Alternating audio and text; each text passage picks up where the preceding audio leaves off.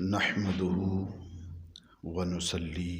ونسلم على رسوله الكريم أما بعد فأعوذ بالله السميع العليم من الشيطان اللئيم الرجيم بسم الله الرحمن الرحيم يرفع الله الذين آمنوا منكم والذين أوتوا العلم درجات صدق الله مولانا العظيم وصدق وبلغنا رسوله النبي الكريم الأمين الرؤوف الرحيم الصلاة والسلام عليك يا سيدي يا رسول الله وعلى آلك وأصحابك يا حبيب الله اللهم صل على سيدنا ومولانا محمد النبي الأمي وعلى أزواجه أمهات المؤمنين وعلى ذريته وأهل بيته كما صليت على إبراهيم وعلى آل إبراهيم إنك حميد مجيد. حضور نبی رحمت صلی اللہ تعالی علیہ وبارک وسلم نے ارشاد فرمایا: من صلی علی فی یوم 50 مرہ صافحتہ یوم القیامہ. جو بندہ میری ذات پر ایک دن میں 50 مرتبہ درود پڑھے گا، حضور کی ذات پر 50 مرتبہ درود ایک دن میں، تو حضور فرماتے ہیں کہ صافحتہ یوم القیامہ، قیامت والے دن میں مصطفیٰ کریم اس کے ساتھ دونوں ہاتھوں سے مصافحہ کروں گا، دونوں ہاتھوں سے مصافحہ کروں گا. اور یہ بڑی خوش قسمتی کی بات ہے کہ قیامت کے دن آقا علیہ الصلوۃ والتسلیم جس بندے سے مصافحہ فرمائیں گے، یعنی دونوں ہاتھ سے جو سلام لیا جاتا ہے اس کو مصافحہ کہتے ہیں. دونوں ہاتھ سے سلام لیا جائے گا، جب دونوں ہاتھ مس ہوں گے تو یہ بہت بڑی خوش بختی ہوگی، بہت بڑا کمال ہوگا اس دن اللہ کا اور اللہ کے رسول کا ہمارے اوپر. اس لیے کہ ایک مرتبہ سیدہ کائنات سیدہ فاطمہ الزہرا رضی اللہ تعالی عنہا وہ تندور پر روٹیاں لگا رہی تھی، تو آقا علیہ الصلوۃ والتسلیم نے فرمایا: فاطمہ مجھے دو، ایک روٹی میں بھی لگا دیتا ہوں. تو وہ روٹی جب لگائی تو ساری روٹیاں پک گئیں. سیدہ کائنات عرض کرتی ہیں: یا رسول اللہ، روٹیاں جتنیاں لگائی تھی ساری پک گئی ہیں، وہ والی روٹی نہیں پک رہی جس کو آپ نے لگایا ہے. تو حضور نبی رحمت صلی اللہ تعالی علیہ وبارک وسلم نے ارشاد فرمایا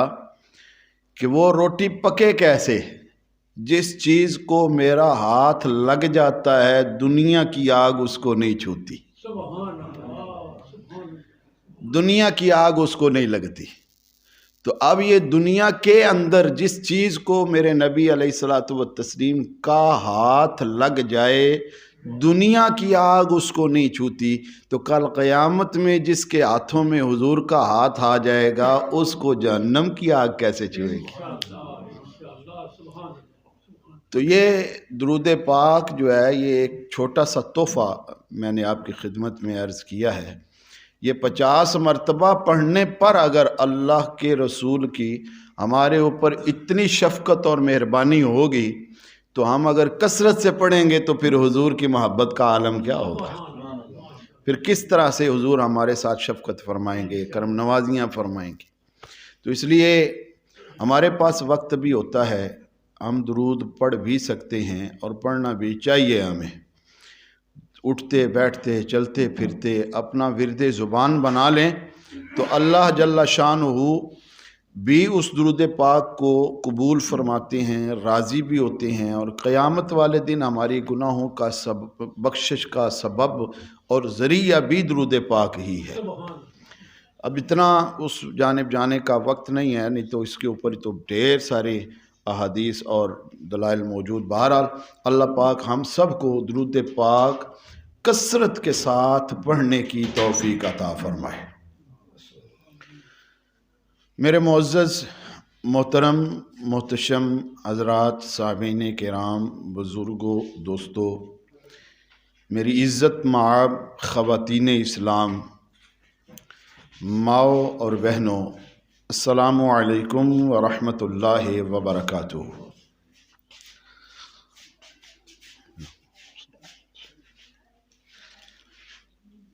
آج بڑا پرمسرت موقع ہے میرے لیے کہ میں ایک ایسی محفل میں حاضر ہوں جس میں دین کی اصلاح کے لیے ہم سب حاضر ہیں، اور جو محفل، جو مجلس دین سمجھنے اور سمجھانے کے لیے ہوتی ہے، وہ محفل اور مجلس اللہ کے محبوب کو بھی بڑی پیاری ہے اور اللہ کو خود بڑی پیاری ہے۔ آقا نبی رحمت صلی اللہ تعالی علیہ وبارک وسلم تشریف لائے تو دو گروہ صحابہ کے بیٹھے ہوئے تھے۔ ایک گروہ کے اندر ذکر اذکار ہو رہا تھا، اللہ رب العالمین کا ذکر کیا جا رہا تھا، اور دوسری محفل وہ تھی جس کے اندر اللہ کے دین کی تعلیم دی جا رہی تھی، اللہ کا دین سیکھا اور سکھایا جا رہا تھا، اللہ کا دین سمجھایا جا رہا تھا اور سمجھا جا رہا تھا۔ آقا نبی رحمت صلی اللہ تعالیٰ علیہ وبارک وسلم نے دونوں گروہوں کو دیکھا تو دیکھ کر فرمایا کام دونوں ہی بڑا اچھا کر رہے ہیں، یعنی کہ اللہ کا ذکر کرنا بھی بڑا کمال ہے، یہ بھی تو اس کی توفیق کے بغیر نہیں ہوتا۔ تو یہ جو ذکر کر رہے ہیں یہ بھی بڑا اچھا کام کر رہے ہیں، اور جو یہ دین والا کام کر رہے ہیں یہ بھی اچھا کام کر رہے ہیں، یعنی اچھائی دونوں کے بیان کی، بلائی دونوں کی بیان کی، تعریف دونوں کی، لیکن آپ نے فرمایا انما بعثت معلما، مجھے اللہ نے دین سیکھنے اور سکھانے والا بنا کر بھیجا ہے۔ یہ کہہ کر آپ دین سیکھنے والی مجلس میں اور سکھانے والی مجلس میں جا کر تشریف فرما ہو گئے۔ تو اس کا مطلب یہ ہے کہ جب انسان دنیا کے اندر رہ کر تعلیم و تعلم کا کام کرتا ہے تو وہ اللہ کو بھی بڑا پسند ہے، اللہ کے رسول کو بھی بڑا پسند ہے۔ اور ایک حدیث قدسی ہے جو ہماری عموماً فقہ کی کتابوں کے اوپر لکھی ہوئی ہوتی ہے، اور اس کے اندر یہ ہے کہ اللہ رب العالمین فرماتے ہیں کہ من یرد اللہ بہ خیرا یفقہہ فی الدین۔ اس کا اگر لفظی ترجمہ کروں تو وہ یہ بنتا ہے کہ اللہ جس کے ساتھ خیر کا ارادہ فرماتا ہے اس کو دین کی سمجھ عطا فرما دیتا ہے۔ اور اگر میں اس کو سادہ لفظوں میں اپنی زبان میں اگر اس کا ترجمہ کروں تو پھر اس کا ترجمہ یہ بنتا ہے کہ اللہ جس پر راضی ہو جاتا ہے دین کی سمجھ عطا فرما دیتا ہے، دین اسلام کی طرف اس کا رخ پھیر دیتا ہے، اس کی توجہ دین کی طرف کر دیتا ہے، دین کی بھلائی کی طرف کر دیتا ہے، اس پر جس پر میرا رب راضی ہو جاتا ہے، جس پر میرا اللہ خوش ہو جاتا ہے، جس کے ساتھ اللہ بھلائی کا ارادہ فرماتا ہے، جس کے ساتھ اللہ اچھائی کا ارادہ فرماتا ہے، اس کے ساتھ اللہ تعالیٰ دین کی راہیں کھول کر رضا کا اظہار فرما دیتا ہے۔ اور یہ وہی مجلس ہے آج کہ جس میں ہم سارے مل کر مرد بھی، عورتیں بھی، مائیں بہنیں بھی دین سیکھنے کے لیے سب حاضر ہیں۔ تو یہ بہت بڑا اللہ اور اس کے رسول کا کرم اور فضل ہے۔ بنیادی طور پر اللہ تعالیٰ نے مرد اور عورت کو تخلیق فرمایا۔ مرد اور عورت بطور تخلیق کے دونوں کون ہیں؟ برابر ہیں۔ مرد بھی عورت بھی بطور تخلیق، بطور پیدائش دونوں کیا ہیں؟ برابر ہیں۔ لیکن پھر بھی اس کے اندر ایک تفاوت رکھا گیا، ایک فرق رکھا گیا، اور اس کو اللہ نے قرآن پاک کے ان لفظوں کے ساتھ بھی بیان کیا، الرجال قوامون علی النساء، کہ مردوں کو عورتوں سے فضیلت دی گئی ہے۔ مردوں کو قرآن کے اندر قرآن نے کہہ دیا قوامون علی النساء، کہ مرد جو ہیں وہ عورتوں پر حاکم ہیں، عورتوں سے زیادہ حق رکھنے والے ہیں۔ لیکن اس کی بھی ایک اگر ڈیفینیشن میں اور تعریف میں جائیں تو یہ بات بہت زیادہ لمبی ہے کہ مردوں کو فضیلت کا جو درجہ دیا گیا ہے اس کی کتنی وجوہات ہیں۔ ان ساری وجوہات کو الگ رکھے تو ایک وجہ میں آپ کی خدمت میں عرض کرنا چاہوں گا، اور وہی ہمارا اس محفل کا اور مجلس کا ایک اہم عنصر بھی ہے، اور وہ عنصر کیا ہے کہ ہم میں سے جو تعلیم رکھنے والے ہوتے ہیں، جو علم رکھنے والے ہوتے ہیں، ان کو اللہ تعالیٰ فضیلت عطا فرما دیتا ہے۔ جو میں نے آیت مقدسہ تلاوت کرنے کا شرف حاصل کیا ہے، جس میں اللہ رب العالمین ارشاد فرماتے ہیں یرفع اللہ الذین آمنوا منکم، کہ تم میں سے وہ لوگ جو ایمان لائے، وَأُوتُوا الْعِلْمَ، اور جن کو علم دیا گیا، درجات، اللہ تعالیٰ ان کے درجات کو بلند فرما دیتا ہے۔ ایمان تو ہم سب کے پاس ہے، بطور مرد، بطور عورت، بطور مومن ہم سب صاحب ایمان ہیں، مرد بھی عورتیں بھی، ایمان تو سب کے پاس ہے۔ ایمان کے بعد اگر اگلی جو فضیلت کی وجہ نظر آتی ہے تو وہ کیا ہے؟ اوتوا العلم، جس کو علم دیا جاتا ہے پھر اس کو درجوں ترقیاں بھی دیتا ہے اللہ، اس کے درجات اللہ بلند بھی فرما دیتا ہے۔ گویا علم والے کی فضیلت بن جاتی ہے کس پر؟ اس سے جس کے پاس علم کم ہے،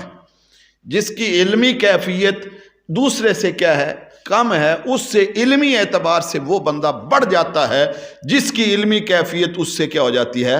زیادہ ہو جاتی۔ اور یہ آیت کریمہ ہمیں یہ بتا رہی ہے کہ یرفع اللہ الذین آمنوا منکم والذین اوتوا العلم درجات کے اندر اللہ نے واضح لفظوں میں بتا دیا کہ جو علم والے ہوتے ہیں وہ ان لوگوں سے کہ جن کے پاس علم کی دولت نہیں ہوتی ان سے افضل اور اعلیٰ ہو جاتے ہیں، ان سے درجوں اللہ پاک ان کو ترقیاں عطا فرما دیتے ہیں۔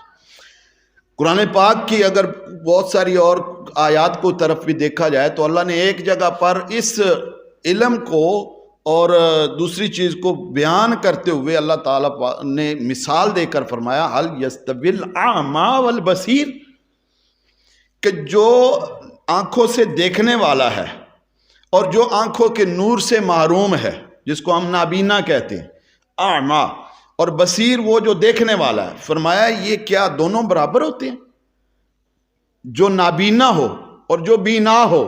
کیا ان دونوں کا درجہ ایک ہی ہے؟ نہیں، یقیناً نہیں۔ ہم سب کہیں گے کہ نہیں، کہ جس کو نظر آتا ہے، جس کی آنکھیں سلامت ہیں، جس کا نور نظر اپنی جگہ پر کام کر رہا ہے، یہ اس سے بہتر ہے جو اس ظاہری آنکھوں کے نور سے کیا ہے؟ محروم ہے۔ اس انسان سے یہ کیا ہے؟ زیادہ بہتر ہے۔ تو گویا علم کی مثال اللہ نے دی کہ جو علم رکھتا ہے، جو علم سیکھتا ہے، جو علم پر عمل کرتا ہے، جو علم کی باتوں کو زیادہ جاننے والا ہوتا ہے، وہ اس کی طرح ہوتا ہے جس کو اللہ تعالی نظر کا نور عطا فرما دیتا ہے، اور جو بے علم ہوتا ہے وہ ایسے ہی ہوتا ہے جس سے ظاہری طور پر آنکھوں کا نور چھین لیا جاتا ہے۔ جو ظاہری بینا نہیں ہوتا، ظاہری دیکھنے والا نہیں ہوتا، جس کے پاس ظاہری آنکھوں کا نور نہیں ہوتا، وہ اس سے وہ والا افضل ہو جاتا ہے، وہ زیادہ بہتر ہو جاتا ہے کہ جو انسان آنکھوں کا نور رکھتا ہے، جو علم رکھتا ہے، وہ بے علم سے کیا ہو جاتا ہے؟ اچھا ہو جاتا ہے۔ اور قرآن پاک کی ایک اور آیت کو اگر دیکھو تو اللہ رب العالمین نے ایک اور مقام پر ارشاد فرمایا هل يستوي الذين يعلمون والذين لا يعلمون، کیا تمہارا کیا خیال ہے جو جانتے ہیں، جو علم رکھتے ہیں، وہ اور وہ جو علم نہیں رکھتے، لا يعلم، جو علم نہیں رکھتے، کیا وہ برابر ہے؟ اور یقیناً ہمارے معاشرے کے اندر اگر ہم اپنے گرد و نواح میں بھی دیکھیں تو علم والے بغیر علم کے کوئی بھی برابر نہیں ہوتا۔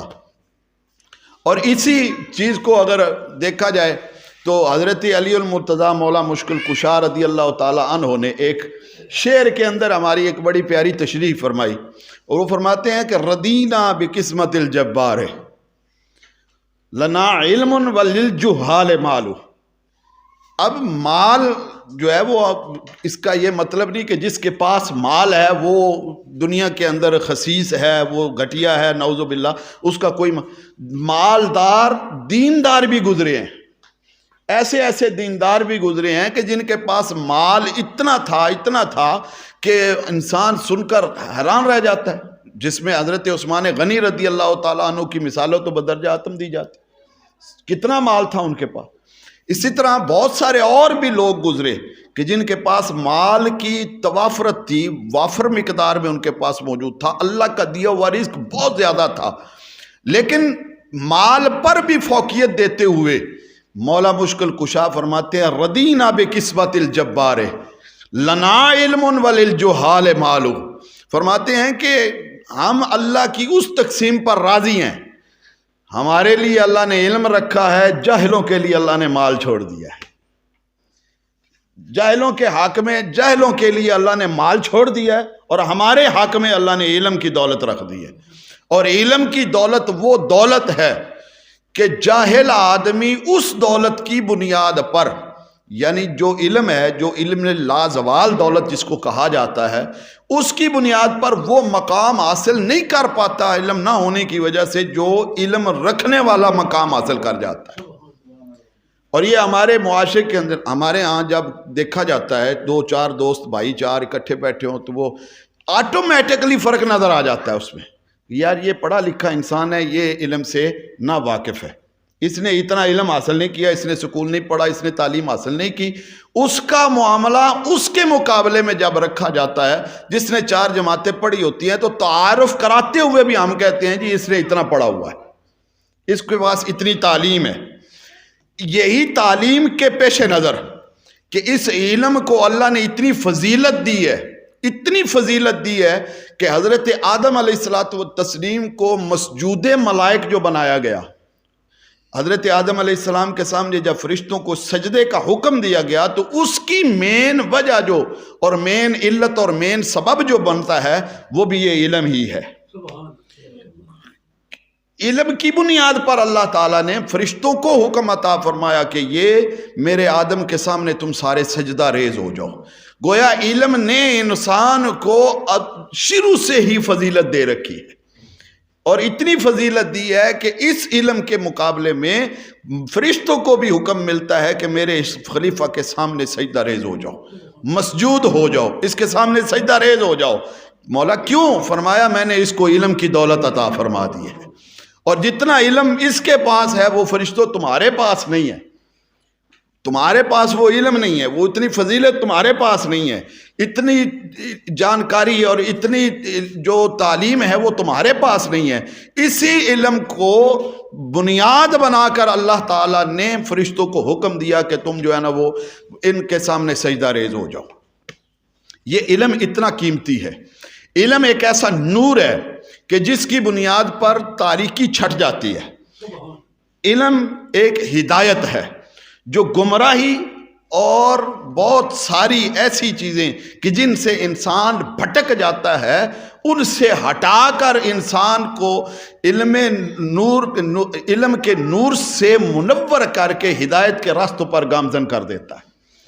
اس کو ہدایت مل جاتی ہے، اس کو رہنمائی مل جاتی ہے، اس کے ساتھ اللہ رب العالمین جو ہے وہ والا معاملہ فرماتے ہیں کہ جس پر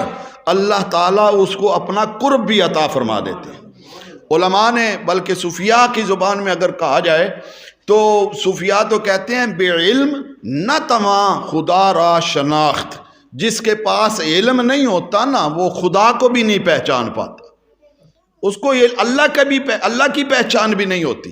اور ایک آیت کریمہ جو اکثر ہم سنتے ہیں اور بیان بھی کرتے ہیں اور آپ میں سے اکثر لوگوں کو یاد بھی ہے، وَمَا خَلَقْتُ الْجِنَّ وَالْإِنسَ إِلَّا لِيَعْبُدُونَ، کہ ہم نے جنوں اور انسانوں کو صرف عبادت کے لیے پیدا کیا ہے۔ اس میں مفسرین نے لکھا ہے صوفیاء کی زبان کے مطابق کہ لے یعبدون کے بجائے لے یعرفون ہے،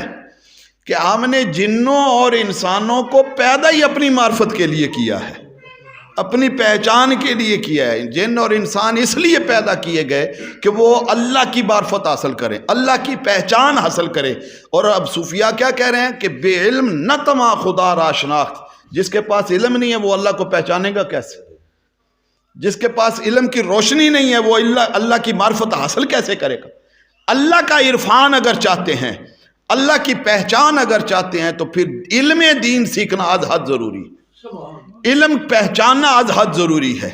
اور اس علم کی بنیاد پر آقا علیہ الصلوۃ والتسلیم کا ایک فرمان یاد آیا، فرمایا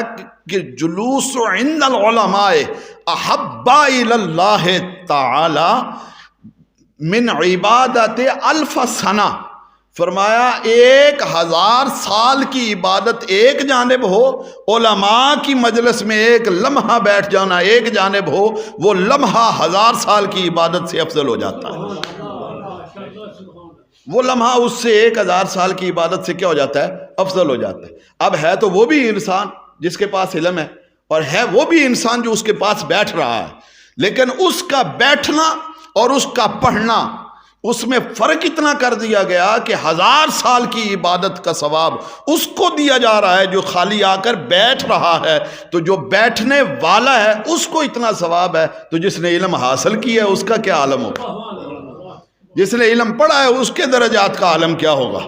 آقا علیہ الصلوۃ والتسلیم نے ایک اور حدیث پاک میں ارشاد فرمایا کہ من جلس عند عالم، کہ جو آدمی ایک عالم کے پاس بیٹھا، یہ بڑی پیاری اور کمال کی حدیث ہے، اتنی زبردست ہے کہ ہم سنیں تو حیران رہ جاتے ہیں کہ اللہ تعالیٰ نے علم والوں کو کتنا مقام عطا فرما دیا۔ فرمایا کہ من جلس عند العالم ساعتین او اکل معہ لقمتین او مشا معہ خطوتین او سمع منہ کلمتین، یہ دو لفظ جملے استعمال فرمایا کہ جو بندہ عالم کے پاس 2 لمحے کے لیے بیٹھ جائے، 2 لمحے کے لیے جلستین، 2 لقمے روٹی کے اس کے ساتھ کھا لے، اکل معہ لقمتین، 2 لقمے روٹی کے عالم کے ساتھ بیٹھ کر کھا لے، ومشا معہ من خطوتین، 2 ماشاءاللہ نعرہ تکبیر۔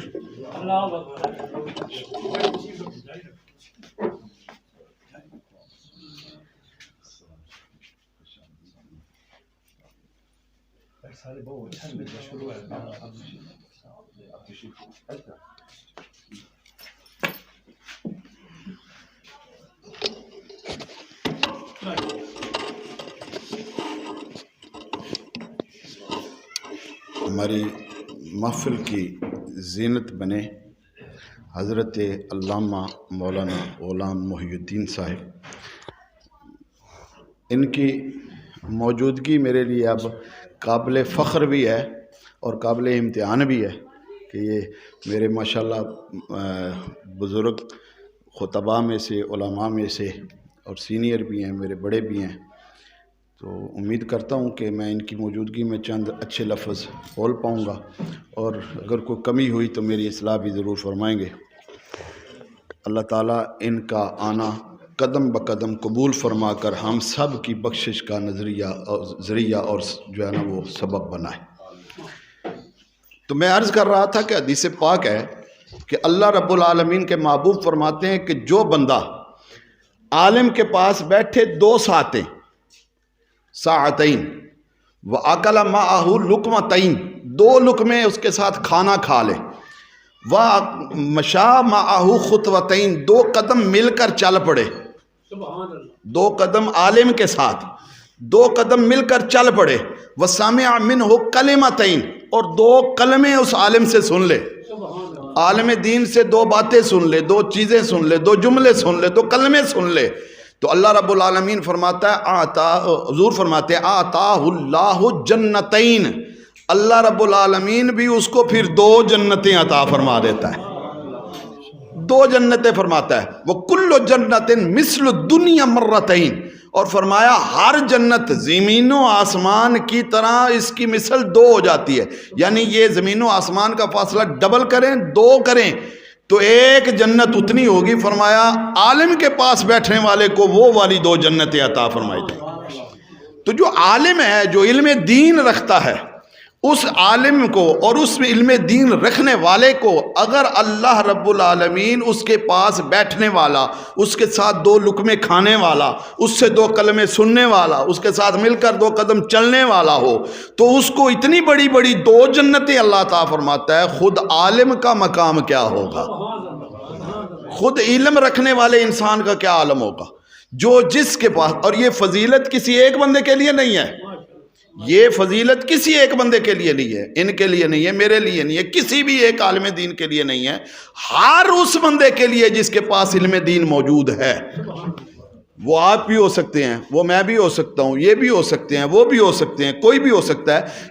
جس نے علم دین کو سیکھنا ہے۔ اور اس میں بھی کوئی وجوہ فضیلت کے بنیاد پر اگر کہا جائے تو یہ بھی کوئی خاص فرق اس کے اندر بھی نہیں آتا کہ اس سے مراد صرف اور صرف کیا ہے، مرد ہی مراد ہے،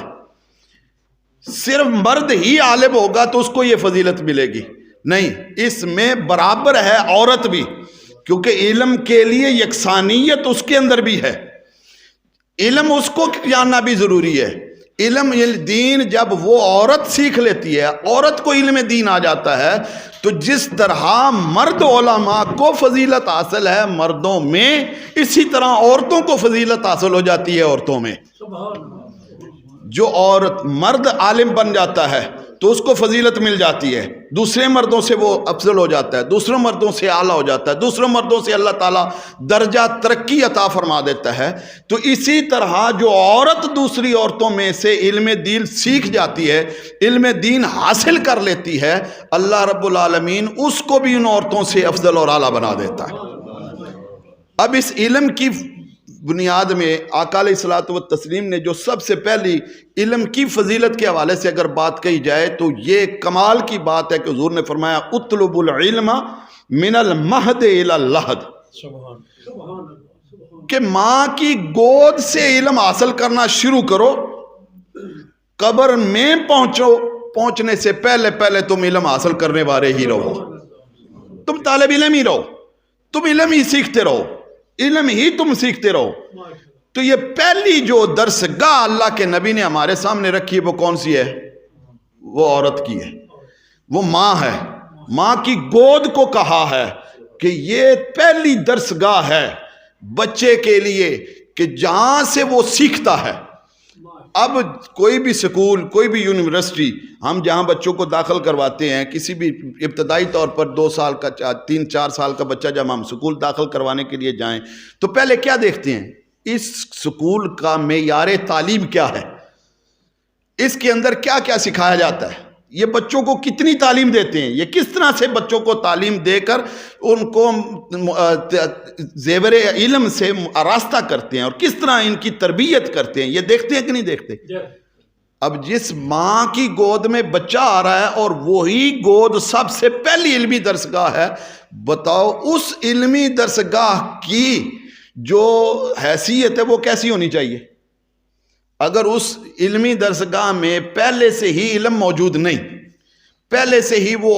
علوم کو جانتا نہیں، وہ درسگاہ پہلے ہی علم سے ناواقف ہے، علم سے دور ہے، علم کا اس کو خود ہی پتہ نہیں، تو وہ اپنے بچے کی تربیت کیسے کرے گی؟ یہ تربیت کے لیے ضروری ہے، از حد ضروری ہے کہ اس گود کو، اس درسگاہ کو علم سے آراستہ ہونا چاہیے، علم سیکھنا ضروری ہے۔ علم سیکھے بغیر وہ درس، وہ درسگاہ، وہ گود کبھی بھی اپنے اس طالب علم کی، اس بچے کی اچھی طرح سے تربیت نہیں کر سکتی۔ اور ایک اور حدیث پاک، اب میرا موضوع تو جو ہے وہ اس کو میں لے کر چلوں تو بہت لمبا موضوع ہے، حضرت صاحب تشریف لا چکے ہیں اور میں اپنی بات کو سمیٹنے کی طرف جا رہا ہوں۔ آخری بات اگر کہیں تو میں یہ کہہ رہا ہوں کہ حضور نے فرمایا طالب العلم فریضۃ علی کل مسلم، علم حاصل کرنا ہر مسلمان مرد اور عورت پر لازم ہے، ہر مرد مسلمان پر، ہر مرد عورت مسلمان پر علم کا حاصل کرنا کیا ہے؟ فرض ہے۔ اب یہ فرض علم کا مطلب کیا ہے کہ ہم اب پیدا ہوں، دنیا میں آئیں، کھانا کھائیں، کام کریں، محنت مزدوری کریں، سوئیں جاگیں، زندگی گزار کر چلے جائیں، یہ علم ہے؟ نہیں۔ فرض علم کا مطلب یہ ہے کہ اس میں دو کیفیتیں، ایک فرض عین ہے اور ایک فرض کفایہ ہے۔ ایک علم فرض عین ہے اور دوسرا علم کون سا ہے؟ فرض کفایہ کا علم ہے۔ فرض کفایہ جیسے کہ آپ لوگ جنازہ پڑھتے ہیں، سنتے رہتے علماء سے کہ 2 4 10 لوگ بھی جنازے میں شرکت کر لیں تو سب بری و ذمہ ہو جاتے ہیں، اس کو فرض کفایہ کہتے ہیں۔ لیکن زور کی نماز پڑھنا ہر ایک پر لازم ہے، اس کو فرض عین کہتے ہیں۔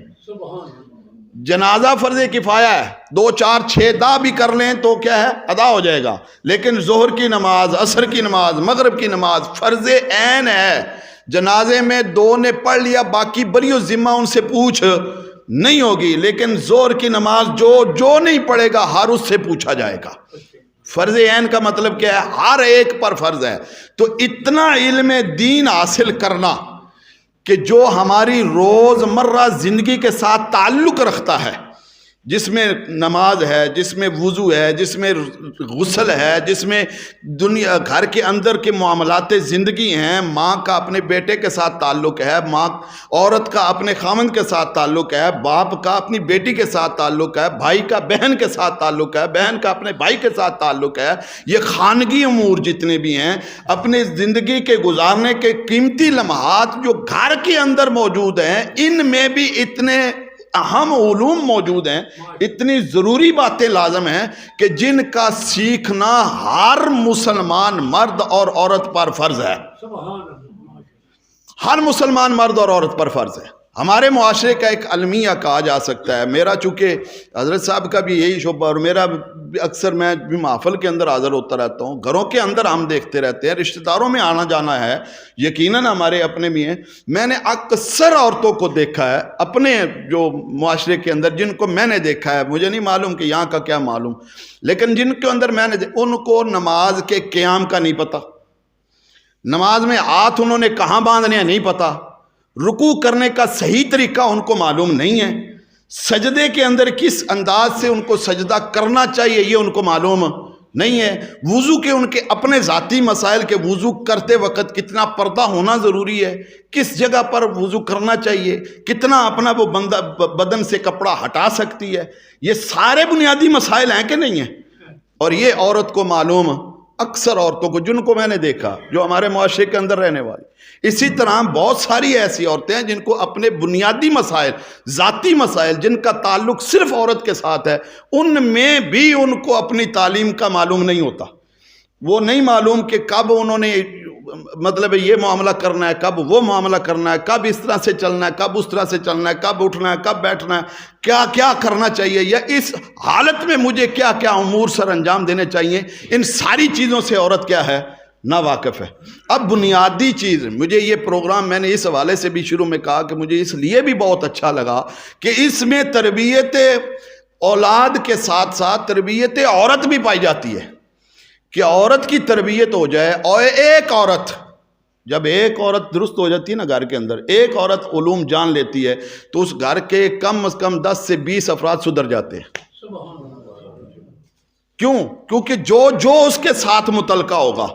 جو اس کے ساتھ تعلق رکھنے والا ہوگا، وہ بیٹا بھی ہو سکتا ہے، وہ خامد بھی ہو سکتا ہے، وہ باپ بھی ہو سکتا ہے، وہ بھائی بھی ہو سکتا ہے، وہ اس کے بھتیجے بھانجے بھی ہو سکتے ہیں، وہ اس کے اپنے قریبی جو بہنیں بھی ہو سکتی ہیں، برجائیاں بھی ہو سکتی ہیں، بھابیاں بھی ہو سکتی ہیں، یعنی یہ سارے اس کے ساتھ جو متعلقہ رشتے ہیں، یہ ان سب کی تربیت کرتی چلی جائے گی۔ یہ ان سب کو درست کرتی چلی جائے گی۔ ایک عورت خاندان کو سیدھا کر لیتی ہے۔ ایک عورت کی تعلیم اتنی ضروری ہے کہ وہ سارے کے سارے لوگوں کو درست کر سکتی ہے، سب کو تعلیم دے سکتی ہے۔ لیکن اگر عورت خود اپنے مسائل سے آگاہ نہیں، عورت کو خود اپنے مسائل کا پتہ نہیں، تو پھر وہ دوسرے کو کیسے بتائے گی؟ اور پھر ایک اور بات، آخری بات اور آخری جملہ کہہ سکتے ہیں کہ میں ایک بات حضرت عموماً کہا کرتا ہوں کہ جو حکیم سے ڈر گیا شرما گیا، جو حکیم سے شرما گیا وہ جان سے گیا، اور جو مولوی سے شرما گیا وہ ایمان سے گیا۔ جو حکیم سے شرما گیا وہ جان سے گیا، اور جو مولوی سے، عالم سے، علم رکھنے والے سے شرما گیا وہ ایمان سے گیا۔ اس کی وجہ یہ ہے کہ حکیم کو جب آپ اپنی مرض بتاؤ گے ہی نہیں تو وہ آپ کا علاج کیسے کرے گا؟ تو آخر آہستہ آہستہ وہ مرض بڑھتی رہے گی، بڑھتی رہے گی، بڑھتی رہے گی، مر جاؤ گے۔ اسی طرح وہ مسئلہ جب تک آپ پوچھنے میں شرماتے رہو گے کہ میں پوچھوں تو میری عمر اتنی، میں اتنی بڑی ہو گئی، میں اتنا بڑا ہو گیا، میری عمر اتنی زیادہ ہوگی، میں پوچھوں تو شرم آتی ہے۔ دین میں جس نے شرم کر لی وہ اپنے ایمان سے اس لیے خارج ہو گیا کہ غلطی پر، گناہ پر زندگی گزارتا رہے گا، اسی حالت میں موت آ گئی تو گیا۔ تو یہ چیز ہمارے معاشرے کے اندر لازم جو عنصر ہے وہ کیا ہے؟ تعلیم ہے، علم سیکھنا ہے، علم سیکھیں، سکھلائیں، اور ایسی محافل کا انعقاد جس میں بالخصوص ہماری ماؤں کا، ہماری بہنوں کا، ہماری بیٹیوں کا جو ہے وہ آگے کا مستقبل سنوارنے کے لیے ان کو پلان دینا ہے، ان کو تعلیم دینا ہے، ان کو سکھانا ہے، یہ بہت زیادہ ضروری ہے۔ اللہ رب العالمین ہم سب کو ایسی محفل میں حاضر ہونے کی بھی توفیق عطا فرمائے، اور ہمیں ایسے معاملات کے اندر ایک دوسرے کے ساتھ معاون اور مددگار بننے کی بھی توفیق عطا فرمائے، ہمیں علم دین سیکھنے کی توفیق عطا فرمائے، اس پر عمل کرنے کی توفیق عطا فرمائے۔ اس محفل کو جن لوگوں نے سجایا، بنایا، اس کا ارینج کیا، اللہ رب العالمین ہر ایک کے روحانی درجات کے اندر ترقیاں اور بلندیاں عطا فرمائے، ان کے گھروں میں برکتیں عطا فرمائے۔ وما علیہ الا البلاغ۔